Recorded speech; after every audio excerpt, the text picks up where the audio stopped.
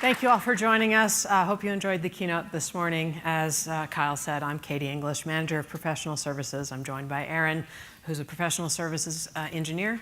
And we are here for the Center for Internet Security. The ball's in your court. And we're going to walk through the agenda real quick just to kind of point out the signposts along the way so you kind of know what we're talking about here. We're going to start with CIS Basics, what it is and why we care. And then we've kind of broken up the benchmark items into our own little categories. We kind of smooshed them together in sort of like the obvious stuff, the basics, and then the services and auditing, and then we'll wrap up with how we can manage some stuff in the user space, and then also kind of leave you with conclusions to say, now that you know stuff, what are you going to do with it when you get back to your office? I'm going to leave this slide up for a bit. If you guys want to snap a picture of it, of course, the slides will be available later on. The primary resource that we refer to is cisecurity.org. That is the source of the benchmark material. That middle link, which is helpfully Jamf shortened to jamf.it/CIS_Sierra, that is the latest and greatest tool set. A version of a tool set that we actually published and offered last year at JNUC. If you weren't here, here's a quick recap. Aaron and I presented on compliance sort of as a general topic, with CIS application as a more specific kind of a conclusion to security and compliance within Jamf Pro. This tool set has been updated. Of course, last year it was LCAP, and this year it's now Sierra. I'm going to get to the High Sierra one, just hang on a second. The most current version, when the High Sierra toolset is available and published on GitHub, it will be linked at that bottom link, the PS Pro Services_CIS. And to give a quick recap of that toolset, it's basically 2 extension attributes and 3 scripts. The first script is basically Boolean yes, no. I care about this benchmark item. I want to measure it. I want to remediate it in my organization. The second script is I want to actually measure and see what the level of compliance is across my client set right now. Report that back to an extension attribute or 2. We've got both of them. One that'll list the items and one that'll just count them. So you can kind of get a general idea of, that's a lot of risk. And then the third script in the tool set is actually a remediation script. If we care about the topic, then we're going to come back and we're going to set it to a compliant state. And then, of course, after that, you can run another audit and see what the status is across your client set. In May, we actually did a webinar, and this is another shortened link that you can check out. We did a webinar about CIS compliance. Basically, if you let us, we're going to talk your ears off about this topic. This is a popular thing for all of our customers across a lot of different spaces, which leads me to the benchmark itself. The benchmark is actually built from community consensus. It actually has a community of subject matter experts from a very diverse background set, including commercial, government, security research, operations. And the benchmark is sort of the kind of an amalgamation of a lot of different recommendations that have come over time. They evolved over different OS versions, and then published and also revisited over time. They'll actually modify the benchmark if it's required after release. There are different levels of the benchmark. There's level 1, which they consider practical, clear security benefit. It's kind of the easy stuff. You should really be chipping away at those bits. That's really important. Level 2 is extra help, but it might actually hurt the functionality in your client base. So you really do have to be careful about how you apply these things. And that's kind of why we're here talking about this, because we have gained some experience over time with various customers, and we've seen where things work great and where things don't work so good. So there's also scoring. An item is either scored or unscored, and by my count, there's actually 78 points available within the Sierra benchmark. And so you can actually give yourself a rating at the end of the audit stage and say, of the points available, we are 95% compliant across the fleet, or maybe we're not and we have some work to do. Okay. It is very tempting to hit upvote on the feature request that says, just put this in Jamf Pro and do it for me. And that's The easy button mentality, it's super common, and it's very popular to think, you know, there's a lot of stuff that goes on to the security compliance thing. I just want the easy, just do it. There's a reason why that's not super feasible as far as just applying a benchmark across the board and saying, file vault for everyone. Well, maybe that's not the best idea. Or we're going to enable these settings. We're going to turn on security or certificate validation. And maybe we didn't test that first and make sure that that's going to work across all of our clients. So that's why we're here, to give you more tools to enable you to take it back to your own environments and make educated decisions. For today, I want to be very clear about the standards that we're talking about. The benchmark that is available as of this morning is still Sierra 10.12. Believe me, I was refreshing a lot to see if the High Sierra version had come out. It hasn't yet. When it does, I'm still going to be paying attention to that, and we're going to make sure that we get the GitHub toolsets updated as soon as possible. And again, that last link, the PS_CIS link for the Jamf IT, that will link you to the latest and greatest. But you can also find us on GitHub at Jamf Professional Services and find a lot of great stuff there. This has been tested in the release candidates of Jamf Pro version 10. I've also tested the 10.12 audit and remediation against a 10.13 client successfully. Everything works just fine. I'm not sure how valuable that reporting is, given that the benchmark hasn't been updated yet. So stand by on that, but I don't think you're going to break anything. All right. So I told you that we kind of broke this into some categories.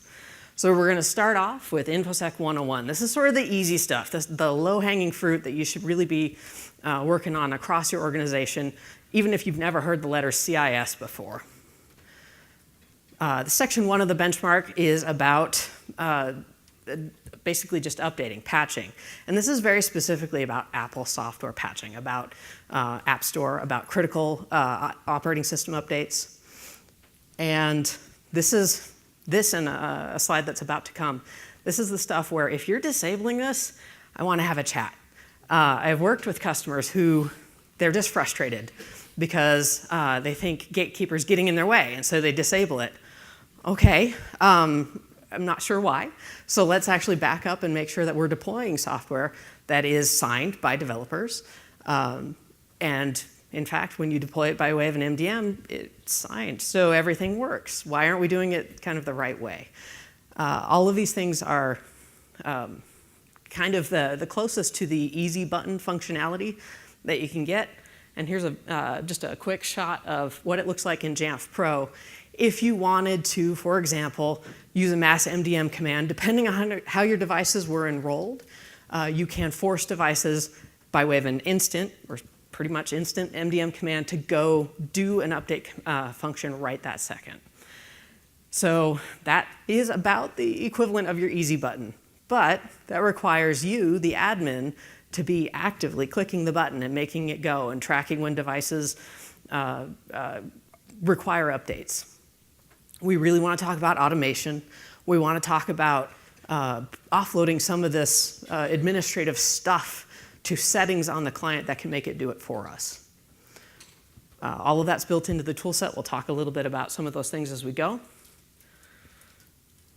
Some more kind of the high-level stuff. File Vault. For pretty much every single user computer, I'd be hard-pressed to find a device that shouldn't be encrypted in real-life production. For shared use devices, that's a little harder to come by. But again, we're kind of at that easy level. The stuff that should be, we should achieve this, we should implement it with Jamf Pro. These are things that we can do by profiles and policies and report on immediately. Gatekeeper, again, the app firewall. So the firewall rules are a little bit interesting because we are specifically talking about the application level firewall. And according to the benchmark, compliance means we have less than 10 applications with rules in our firewall. That's a little bit arbitrary, and I'm not sure exactly how valuable that information is to get back, but we can audit it, and then if we discover that we have clients across the fleet that are for some reason including more rules than 10, well, then maybe we should evaluate that and actually do some client discovery and figure out what are you doing on these devices that these rules are coming into play. Firewall application rules, that's an interesting one. According to the tools, the GitHub tools, we set it to an integer of 2, which means that only essential applications are allowed communication through the firewall, which might actually break some stuff. So this is one of those moments where we pause and we evaluate what's the risk, what does it look like in our current fleet, and if I turn it on for some key test devices, does my phone start ringing? Let's find out. Some other kind of items in this bucket of the easy mode of CIS is really about access control. It's about preventing kind of expansion of the footprint of risk.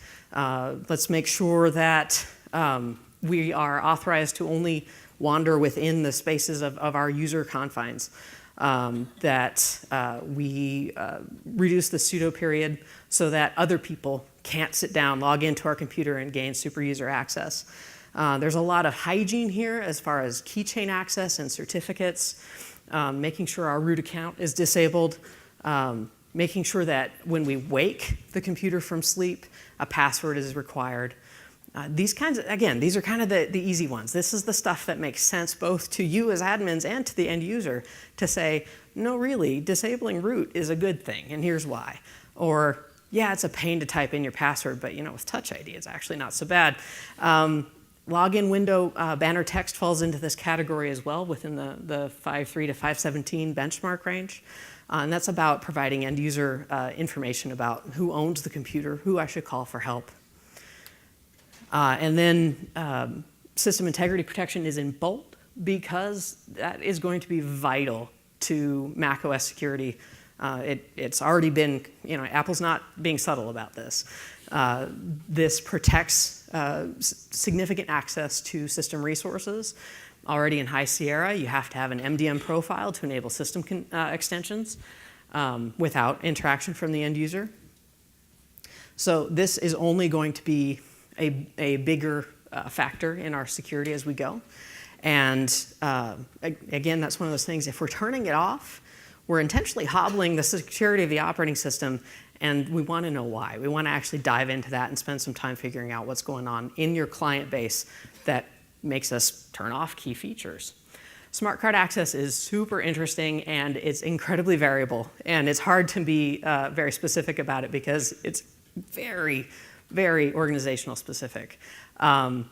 This is where I get to put in a plug for the Security and Compliance panel that's on Thursday in this room. I think it's at 10:15 in the morning, so it is in this room. And we're going to have a representative of a lot of different organizations who have a lot of things to say about security. And if you've got questions about smart cards, I would ask you to bring them. Jamf Pro, of course, allows you to validate that smart card access is turned on by configuration profile. The benchmark from CIS just tells you that we require a token D enablement in the background for your smart card. And it's very general to say, make sure that it falls within compliance parameters for your organization.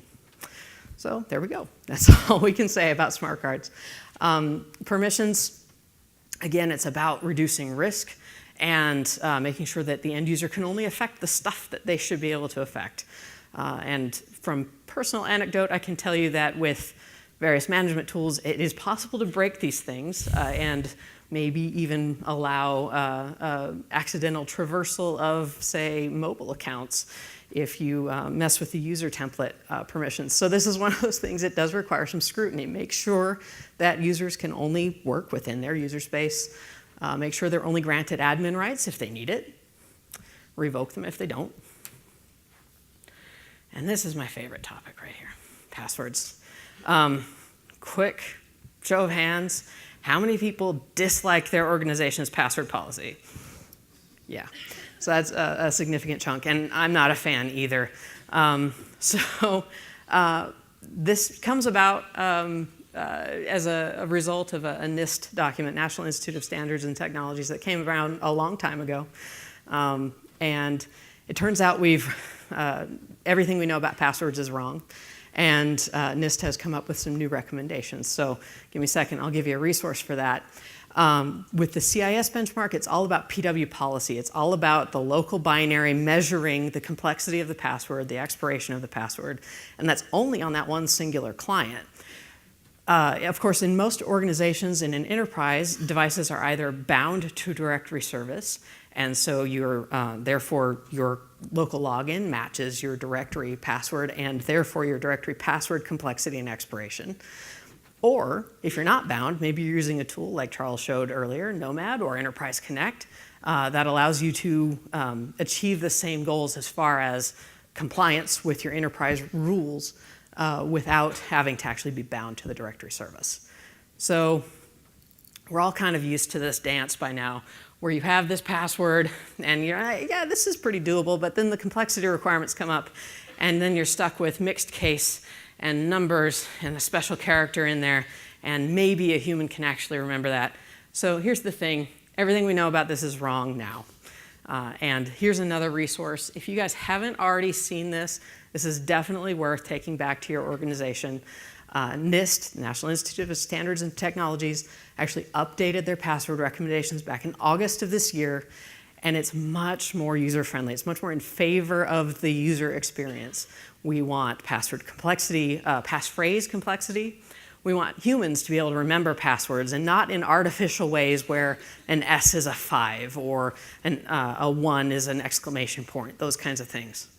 We're not going to force arbitrary password expiration because we're going to actually measure known hashes of passwords against known compromises.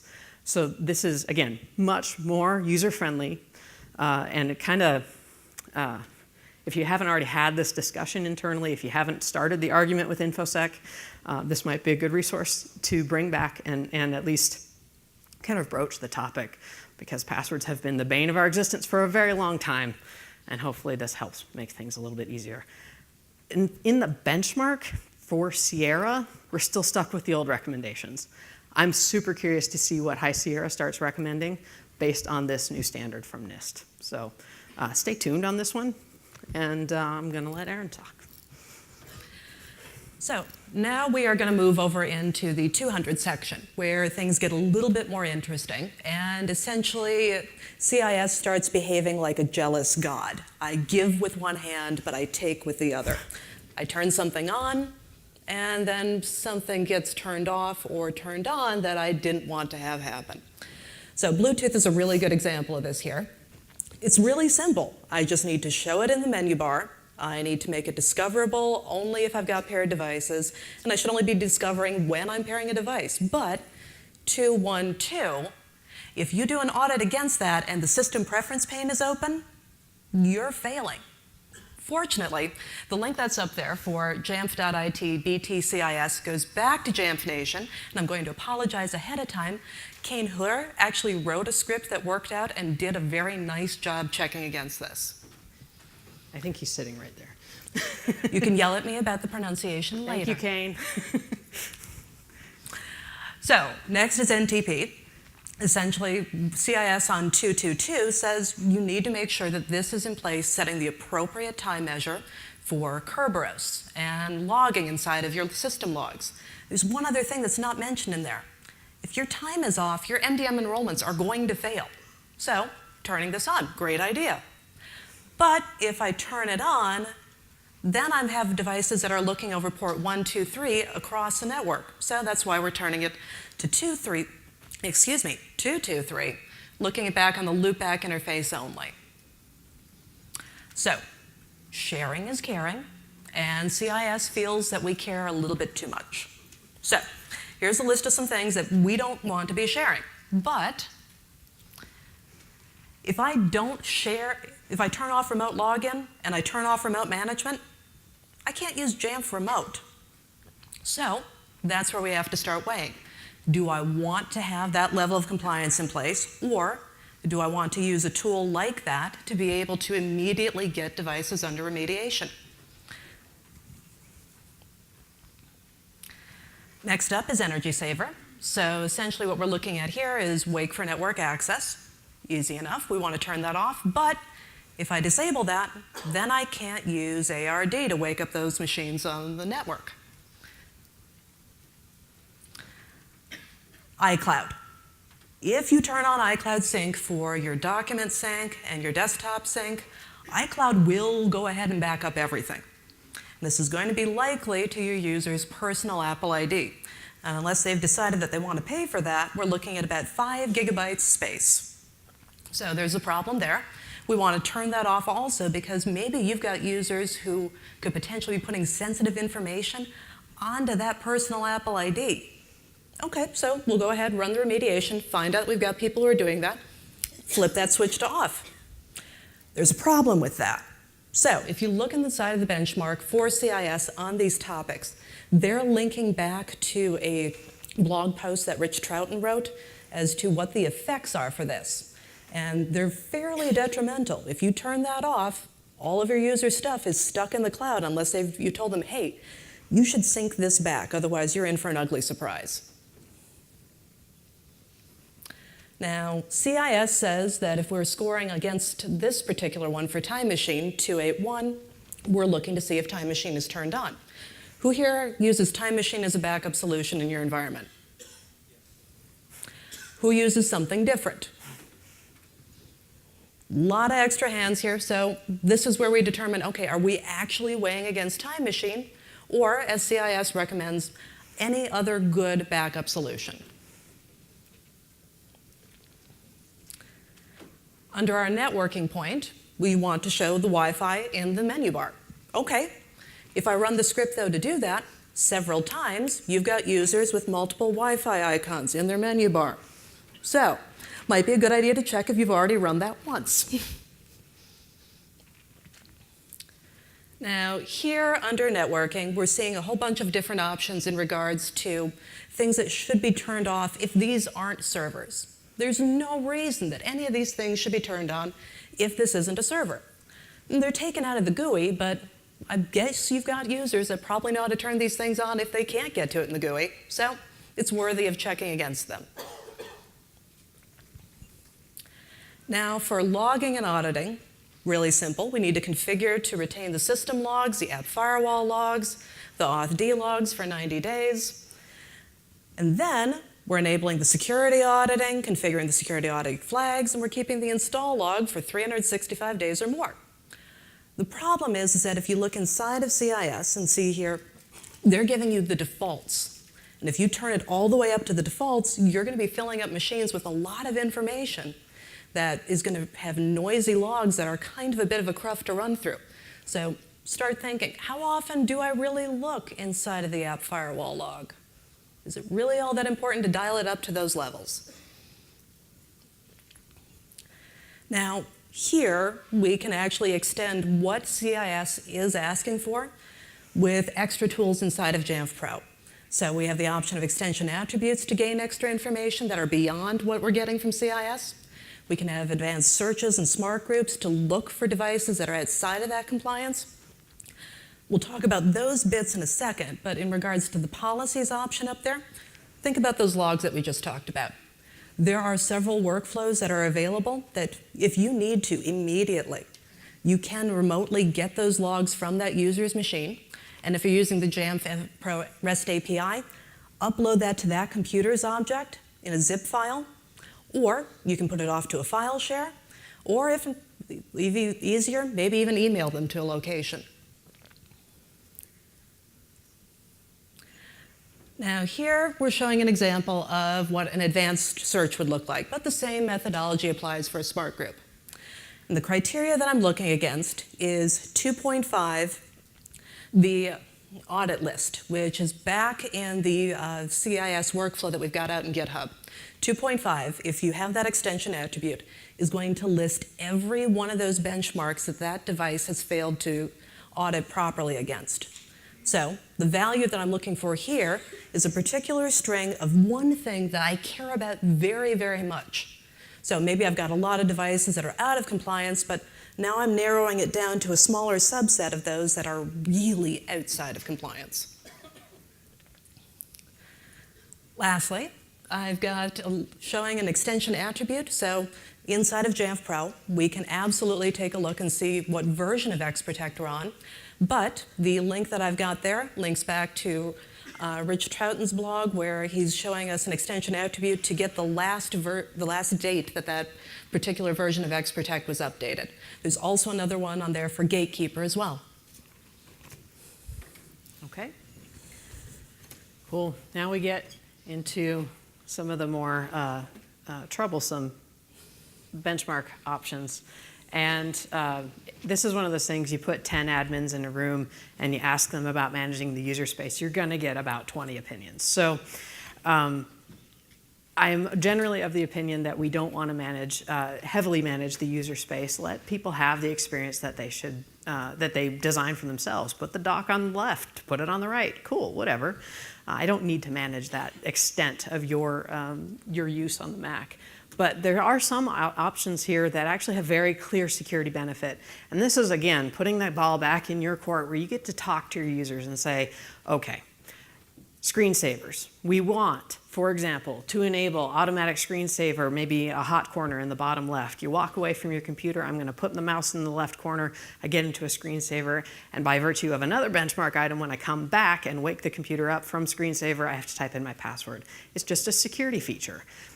You might have users who are like, yeah, no, I don't like that. And I certainly don't like the screensaver that kicks on after 5 minutes and then makes me enter in my password. So I'm going to turn on a hot corner to disable screensaver. So we might find ourselves chasing our tails a little bit.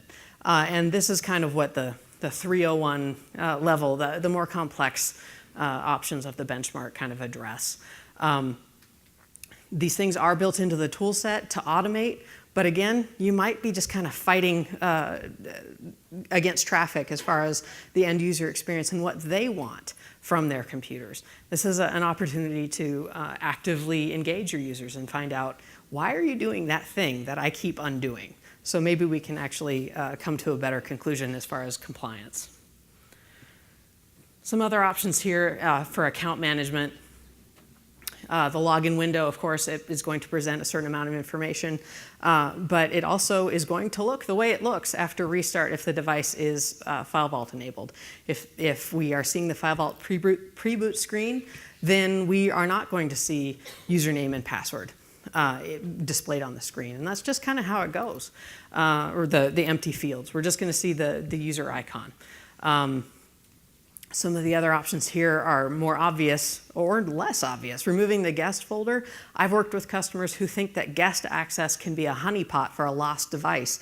If I enable guest access, someone can log in and maybe I can send an MDM command to that thing when they put it back on Wi-Fi, and maybe I can protect a company asset. Okay.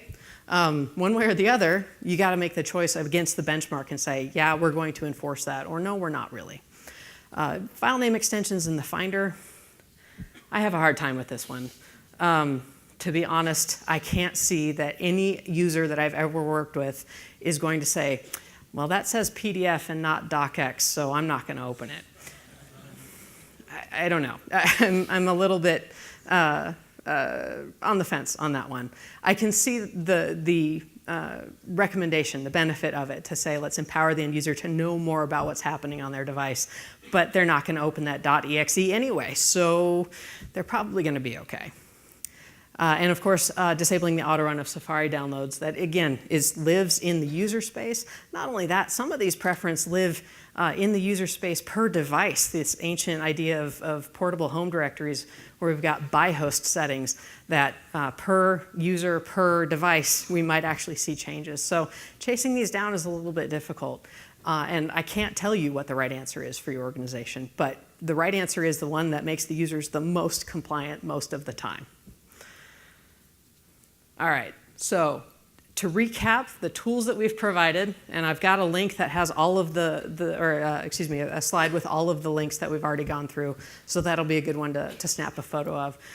With Jamf Pro, of course, we've got built in a ton of options for compliance and measuring in terms of let's track file vault encryption, let's make sure Gatekeeper is enabled. These things are built in, and you can take immediate action with configuration profiles and policies to repair those options. The benchmark itself is intimidating. It's I think, more than 100 pages in a PDF, but it is incredibly human readable. And if you haven't already taken a scan through it, I recommend that you do that because it is very clear about what it's recommending and why. Here's additional resources. And in fact, when you take that benchmark and compare it to a tool set like what we have on GitHub, you can do a one-to-one comparison and say, oh, benchmark 281, time machine, cool. I can actually see exactly what it's measuring. It actually looks exactly like it does in the benchmark itself. There's no mysteries there. Those scripts and extension attributes, the ones on GitHub from Jamf Professional Services, they're great. I love them. But the community has also contributed. We already pointed out one community member, actually a couple, Rich Troughton as well, has written a great deal of resources to help with this particular task. But there's way more stuff out there. And in fact, we linked to some of that last year in last year's presentation. So what we've got here are some decisions. When you guys go back to your organizations and you're thinking about compliance and how do we enforce this, and from on high, somebody said, CIS is the thing, do it.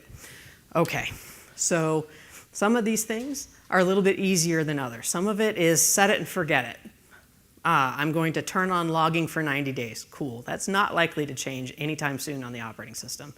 But those hot corners in the user space or file extensions on or off, that might change. Or somebody else might log in and get a new default that doesn't match our compliant state.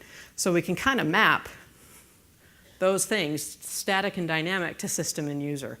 And I'm generally of the opinion that you're going to get more bang for your administrative buck by chasing the system items versus the user items.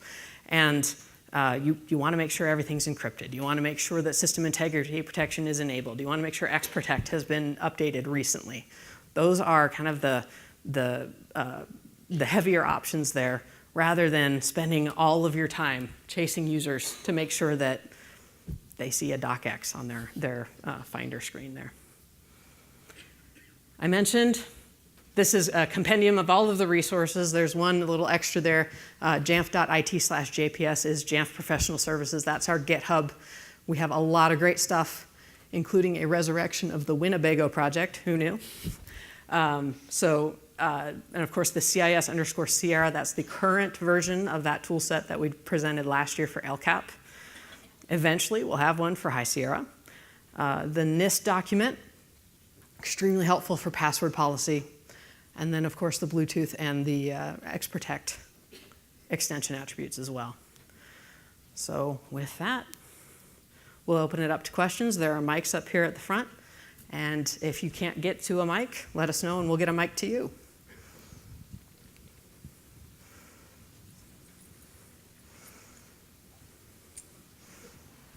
Hello. Hi, Katie. I'm Richard. You actually linked to my CIS stuff last year, so thank you very much for that. Oh, thank you. I just wanted to ask you that, as someone who's actually been and read the entire CIS document without falling asleep, there's a lot of examples and stuff in there, and it's all kind of written in Bash, which is kind of unwieldy if you decide to try and do a reference implementation across the entire Jamf, because you're executing a lot of scripts. Is there no advantage really to deploying a lot of this stuff that can be deployed via profile? Because there's some in there that you're directly modifying log files, but there's a lot of stuff in there that's just general plist manipulation. So wouldn't a profile, especially for the user stuff, just be a better fire and forget type solution? Yeah, absolutely. So just in case that was not quite loud enough in the mic, if you can do it with a profile, shouldn't you do it with a profile? Yeah. And the thing is, with the audit tool set, it's going to read against a plist that's going to be set by a profile. So if you have, for example, let's say you've enforced file vault by a profile, that's going to be easily detectable by way of just a bash audit script. Now, as far as the tool set that we've posted out on GitHub, the reason why it's in bash is because the benchmark lists it in bash, and we want it to be as mappable as possible between the PDF that is very long and the scripts that are equally long. They are actually significant, but they're heavily commented. They are meant to be human parsable. So yeah, it's kind of there is a design, a method to the madness. Thank you. Thank you. And thank you. Richard, actually, one of his resources was linked last year, so please feel free to find that in last year's presentation. Hi, Katie. Hi, Aaron. One spec of CIS is the OCSP and certificate revocation list checking, Yep. which actually is more stringent than Apple's MDM SCEP requirement. Yep. And if you try and implement Jamf and turn that on, it breaks the MDM, Yep. right, which breaks Jamf. So I was wondering, for future compliance, is CRL, proper CRL inclusion on your roadmap?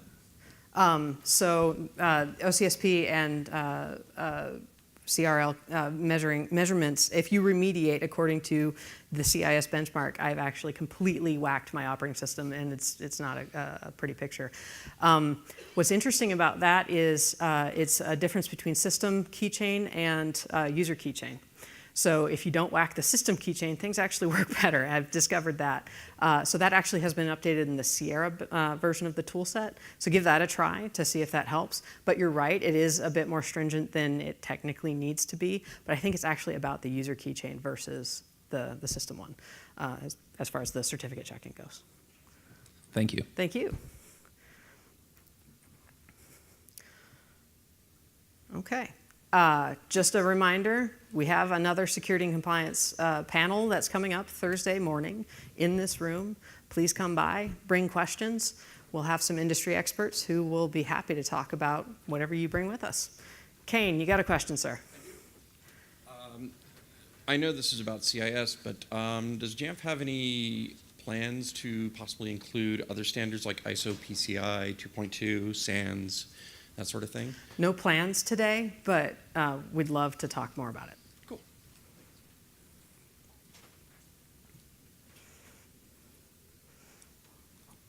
All right, other questions? Should we sit here awkwardly for a few minutes, see if anyone else has any more questions? I'm pretty sure everybody wants some lunch, right?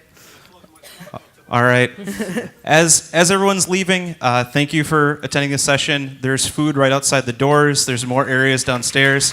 Thank you, Katie. Thank you, Aaron. Thank you.